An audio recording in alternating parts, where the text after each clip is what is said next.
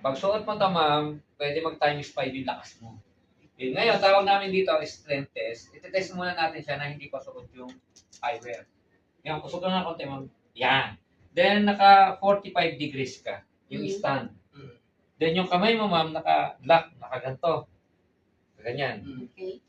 Then, baba mo lang, relax, ma'am. Ngayon, iti-test natin yung lakas mo. Ma'am, ano mo to, ma'am? Gaganon kita sa baba.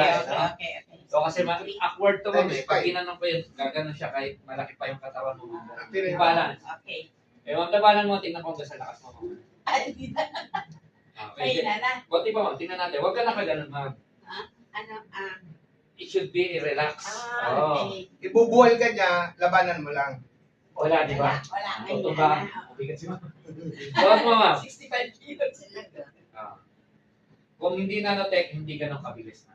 Ano bang? Nanotechnology kasi, mabilis yung transfer niya kasi small. Nanotech. Nano is small. Science of small. Ma'am, ganito. Kahit pakiya ko si ma'am dito.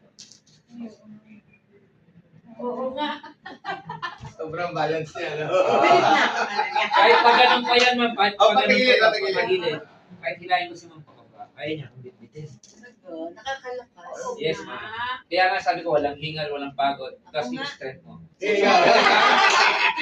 Wala,